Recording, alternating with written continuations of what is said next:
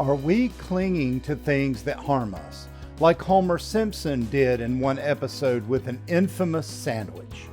Temptation pulls us inward, turning us away from God's best. But Jesus shows us a different way, pointing outward toward God, truth, each other, and real nourishment.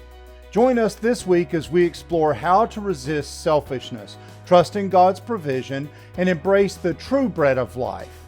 Let's turn outward and follow Jesus' lead.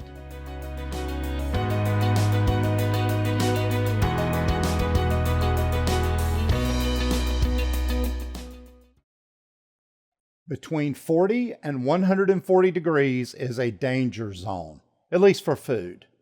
Food gets 3 hours in that zone, but then the bacteria in food will grow on an exponential curve, eventually until it's going pretty much vertical.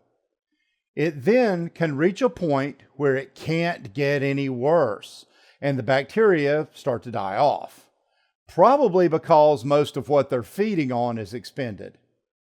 You know, we need to eat food that is good for us, nourishing for us, not spoiled and safe for us.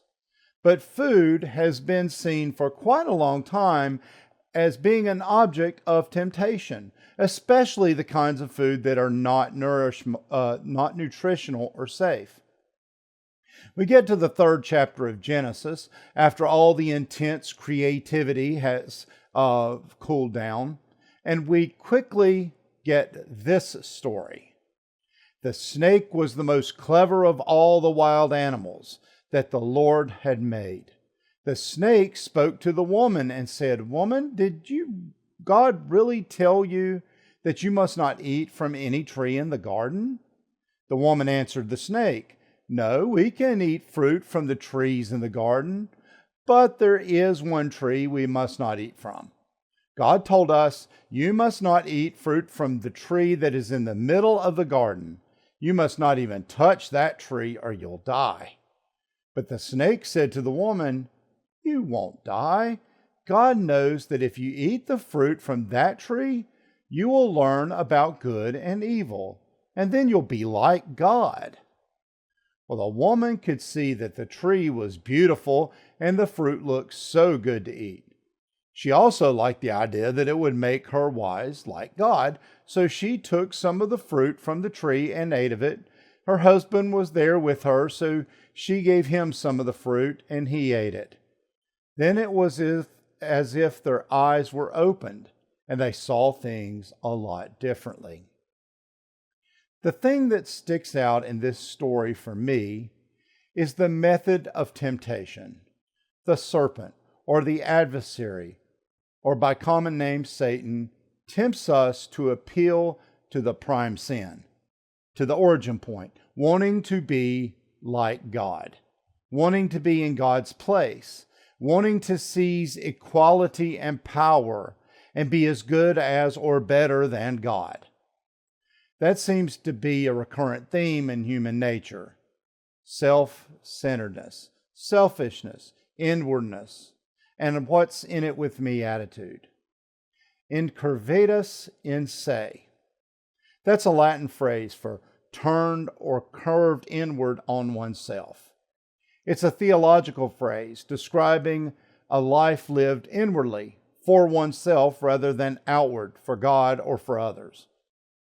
We think Augustine of Hippo first coined the phrase incurvatus in se, but Martin Luther once commented on it writing, "Our nature, by the corruption of the first sin, is so deeply curved in on itself that it is not only bends the best gift of God toward itself and enjoys them, or rather even uses God in order to attain these gifts, but it also fails to realize that it is so wickedly, curvedly, and viciously seeks all things, even God, for its own sake, just like it's pointed out in the Adam and Eve story.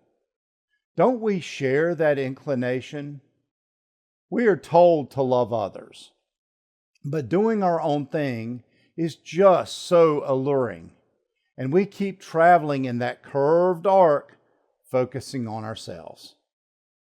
It's our number one unhealthy obsession. In Proverbs, the writer mentions this adage. Like a dog that returns to its vomit, a fool does the same foolish things again and again. It's kind of gross, but it really makes the point of how we can get caught up with something that should register to us as foul. Thinking about this inclination, I couldn't help but think about Homer Simpson and an episode of The Simpsons that aired back in 1992. Homer's at the company picnic, and no one has really touched the 10-foot submarine sandwich. Well, Homer says that he'll give it a good home. Cut to a new scene, and Homer's on the couch eating the sub. Part of it's hanging on the floor even, and its color's just not quite right. Well, his wife Marge points out, "You've been eating that sandwich for a week. I think the mayonnaise is starting to turn." And Homer's reply is, 2 more feet and I can fit it in the fridge. He continues to eat it, further abusing food safety standards, with Marge even finding it behind the radiator. He continues the unhealthy behavior until he is ashen, blue-lipped, and passing out and has severe chills. He still wants to be left alone to eat the sandwich, simply murmuring, "Sandwich." Well, Marge grabs it and throws it away. Because of his condition, Homer misses a trip with the kids to an amusement park that he was looking forward to, and he sees the sandwich in the curbside trash. He says, "This is all your fault." Pausing, picks it up. "Oh, how can I stay mad at you?"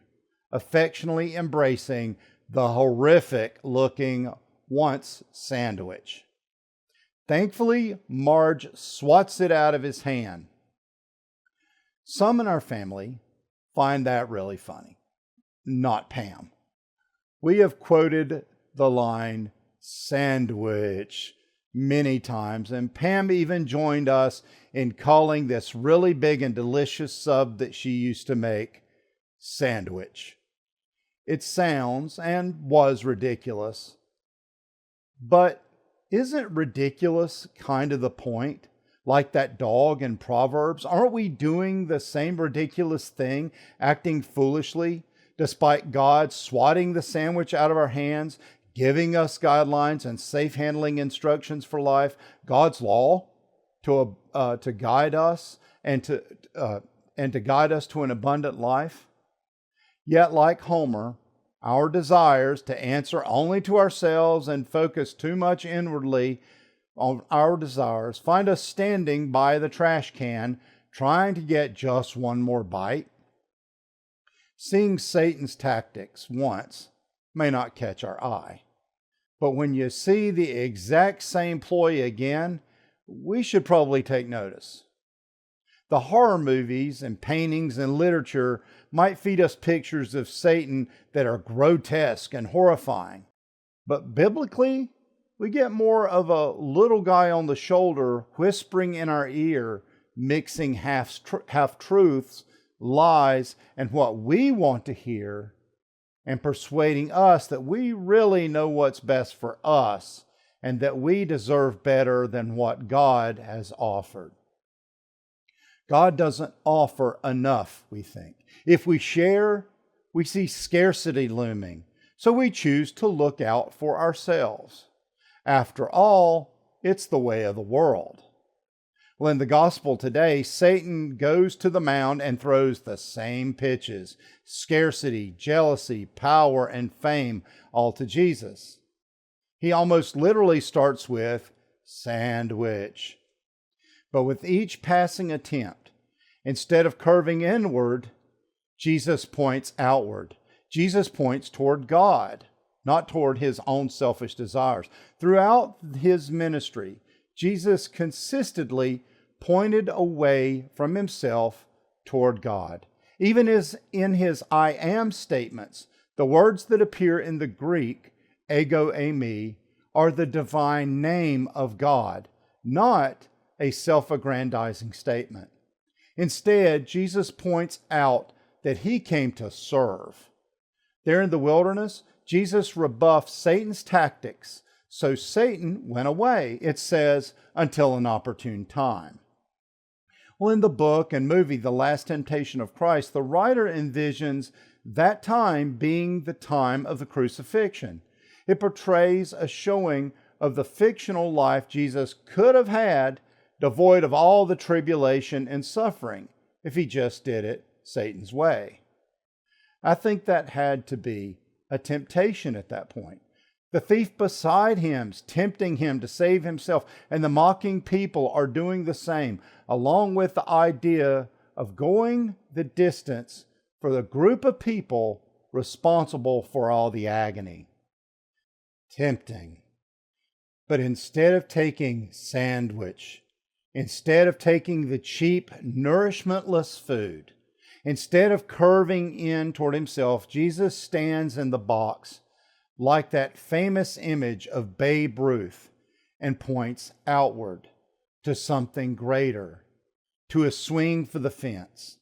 Instead of curving inward for the bread of the world, he instead says, I am the living bread that came down from heaven. Whoever eats of this bread will live forever, and the bread that I will give for the life of the world is my flesh. And this is my body given for you. We've all stood by the trash can holding on to things that are bad for us, whether it's selfish desires, bad habits, or misplaced priorities. Like Homer in his sandwich, like the fool in Proverbs, like Adam and Eve in the garden. We are drawn to what tempts us, even when it leads us away from God's best. But Jesus shows us a different way. When Satan tempted him, he pointed outward, toward God, toward truth, toward real nourishment. So today, what are we clinging to that God is trying to swat out of our hands?